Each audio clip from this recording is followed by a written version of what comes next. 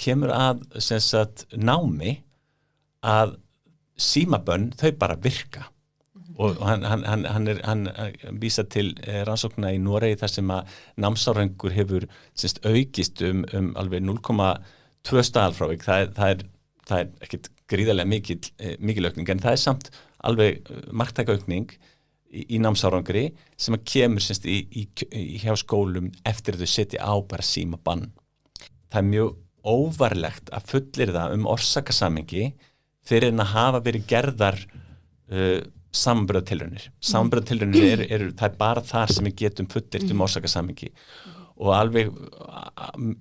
bara mjög gott að koma með þessi varnaðarorð. Sko vísindalega að þá getur ekki fullyrt orsakasamhengi nema að hafa samanburð. Þetta er mjög frægt í sögunni varandi reykingar. Af því að tóbaksfyrirtækin að þau héldu því mjög lengi fram að það væri ekki hægt að fullyrða að tóbaksreykingar myndu valda lungnakrabbameini. Og það var ekki hægt út af því að það er bara siðlaust að þú veist að því að til þess að gagnreyna hluti eða gera samanburðartilraun þá þarftu 2 slembivaldahópa og þú þarft að mæla þá báða og þú þarft að láta annan fá inngripið og það er bara algjörlega siðlaust að láta einn hóp bara reykja eins og strompar og gá hversu margir fá krabbamein, það er bara ekki hægt. En þá komum við að hinu, við vitum öll núna að reykingar eru skaðlegar og það er viðurkennt út allt, en það er ekki komið til út af samanburðartilraunum, það er komið út af því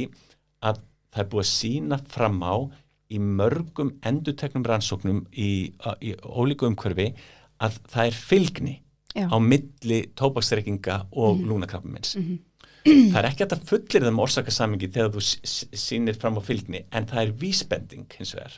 Og ef að vísbendingarnir eru nóg margar að þá leyfum við okkur að fullyrða orsakasamhengi og ég vil meina það að vísindin taka tíma, við erum bara komin að þeim tímapunkti